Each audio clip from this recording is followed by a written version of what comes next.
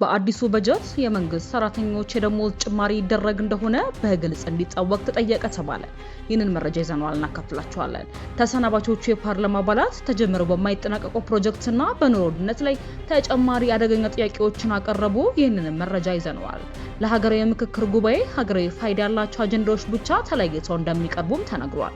የቮይስ ኦፍ ኢትዮጵያ ቤተሰቦች ሰብስክራይብ ማድረጋችሁን እያስታወስናችሁ በዝርዝር ወደምንመለከታቸው ጉዳዮች እናልፋለን።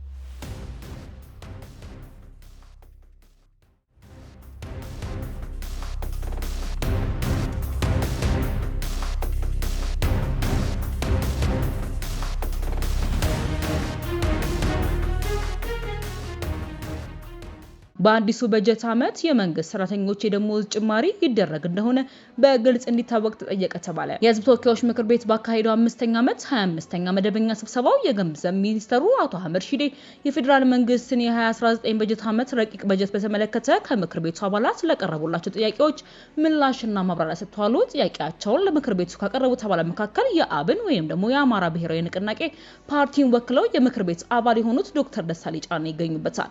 ዶክተር ደሳለኝ በጥያቄ መንግስት ለ2019 በጀት ዓመት ለመንግስት ሰራተኞች የደሞዝ ጭማሪ ይደረጋሉ የሚለው ጉዳይ በግልጽ እንዲታወቅ ጠይቀዋል። የምክር ቤት አባሉ ጥያቄውን ባቀረቡት ወቅት ባለፈው ዓመት ታዘቡትን አጋጣሚ በማስታወስ ባለፈው ዓመት ተመሳሳይ ጥያቄ ለምክር ቤቱ አቅርቤ የደሞዝ ጭማሪ የለም የሚል ምላሽ ከተሰጠኝ ከአንድ ወር በኋላ ጭማሪ ተደርጓልን ብለዋል። በመቀጠልም ዘንድሮስ ጭማሪ የለም ካሉኝ ከአንድ ወር በኋላ ጭማሪ ይኖራል ወይ ሲሉ በሚኒስትሩ አገላለጽ ያላቸውን ጥርጣሬ በፈገግታ የታጀበ ጥያቄ በማስከተልም ሰንዝረዋል። ለቀረቡ ጥያቄ መልስ የሰጡት የገንዘብ ሚኒስትሩ አቶ አህመድ ሺዴ መንግስት ቀደም ሲል በሁለት ዙር የደሞዝ ጭማሪ ማድረጉን ጠቅሰው ይሁን እንጂ በአሁኑ ወቅት በክልሎች በኩል በፐርሰንት ሰርቶ የቀረበው የደሞዝ ጭማሪ ተመንና ለጉዳዩ ከተመደበው በጀት ጋር ባለመመጣጠኑ ምክንያት አሁንም ድረስ ተጨማሪ ማጣራትና የማስተካከል ስራዎች እየተሰሩ መሆኑንም ሚኒስተሩ ለአባላቱ አስገንዝበዋል። ተሰናባቹ የፓርላማ አባል ተጀምሮ በማይጠናቀቁ ፕሮጀክቶችና በኑሮ ውድነት ላይ ጥያቄዎችን አቅርበዋል። 5ኛ ዓመቱን በማጠናቀቅ የስልጣን ዘመኑን ጨርሶ ሊሰናበት የቀናት እድሜ የቀረው የህዝብ ተወካዮች ምክር ቤት አባላት በሀገሪቱ የተለያዩ አካባቢዎች ተጀምረው እንደማይጠናቀቁ ፕሮጀክትና የኑሮ ውድነትን አስመልክቶ ለገንዘብ ሚኒስተሩ በርከት ያሉ ጥያቄዎችን አቅርበዋል። የምክር ቤት አባላት ጥያቄዎቻቸውን ያቀረቡት የገንዘብ ሚኒስተሩ አቶ አህመድ ሺዴ ሰኔ 4 ቀን የ2019 በጀት ዓመት የፌዴራል መንግስት ረቂቅ በጀት ማብራሪያ ሲሰጡም ነው። በ2019 በጀት ዓመት የፌዴራል መንግስት ጠቅላላ ገቢ የውጭ እርዳታን ጨምሮ 1.8 ትሪሊዮን ብር እንደሚሆን የገለጹት ሚኒስተሩ አጠቃላይ የፌዴራል መንግስት የ2019 ጠቅላላ ወጪ በጀት 2.3 ትሪሊዮን ብር ሆኖ ረቂቁ መቅረቡን አስረድተዋል። የሚኒስተሩ ማብራሪያ ተከትሎ በርካታ የምክር ቤቱ አባላት ጥያቄዎችን አቅርበዋል።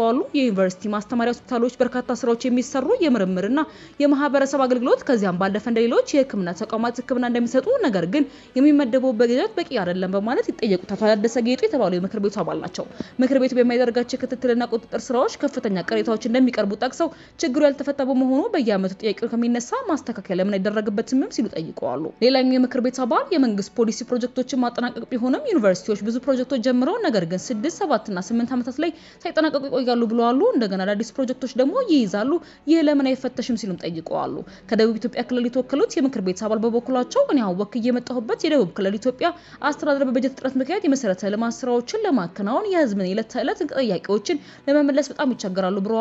ረጅም ዓመታትን ያስቆጠሩ በበጀት እጥረት ምክንያት ያደሩና የዋሉ የመንገድ ፕሮጀክቶች መኖራቸውን ገልጸው ከአለታ ወንዶ እስከ ዲላ የተያዘ 35 ኪሎ ሜትር መንገድ በበጀት እጥረት ምክንያት ቆሟል ብለው እኔም ሁል ጊዜ አነሳለሁ ነገር ግን ምላሽ የለም ብለዋል።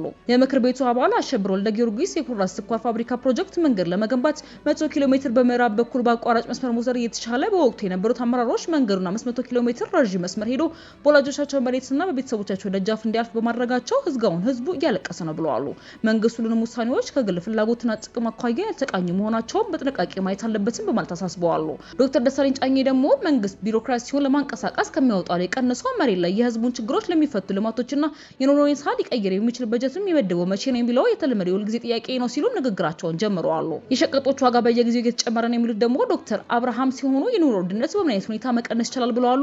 አክለው መሰረታዊ የሸቀጦች ዋጋ አሁን ላይ ከዜጎች የመግዛት አቅም ጋር የሚጠጣም አይደለም በማለት ተናግረዋል። የገንዘብ ሚኒስትሩ አቶ አህመድ በሰጡት ምላሽ የዩኒቨርሲቲ ሆስፒታል ዋና ዓላማው የፌዴራል መንግስት በጀት የሚመደብበት ዋና ምክንያት ከዩኒቨርሲቲ መማር ማስተማር ሂደት ጋር የተግባር እውቀትና ትምህርት እንዲገኝ ታሳቢ ተደርጎ ነው። ይሁን እንጂ አሁን እየሆነ ያለው በየክልሉ ያለው ሆስፒታል ሁሉ በዩኒቨርሲቲ ስር እንዲሆን ተደርጎ የፌዴራል መንግስት በየክልሉ የዩኒቨርሲቲዎች የተከፈቱ ሆስፒታሎችን ቀጥተኛ የበጀት ድጋፍ እያደረገ መሆኑንም ገልጸዋል። የ2019 የቀረበው በጀት ከፍተኛ የሆነ የማህበራዊ ድጎማ የተሸከመ ያሉት አቶ አህመድ ኢትዮጵያ ውስጥ ያለው የኢኮኖሚ እድገት ሲታይ ሀገሪቱ በምንም መለኪያ አይደለም በአፍሪካ በዓለም በፍጥነት እያደጉ ካሉ ሀገሮች ተርታነች ብለዋል። በተያያዘው ዓመት መገባደጃ 10.2 በመቶ ኢኮኖሚ እድገት እንደሚመዘገብ ገልጸው ይህ ኢትዮጵያ በአሁኑ ወቅት ፈጣን የኢኮኖሚ እድገት እያስመዘገቡ ካሉ የዓለም ሀገሮች መካከል በግንባር ቀደምትነት የሚያሰልፋት መሆኑንም ተናግረዋል።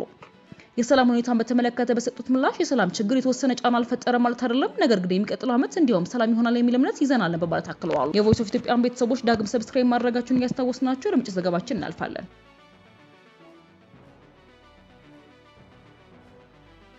ለሀገራዊ ምክክር ጉባኤ ሀገራዊ ፋይዳ ያላቸው አጀንዳዎች ብቻ ተለይተው እንደሚቀርቡ ተነገረ።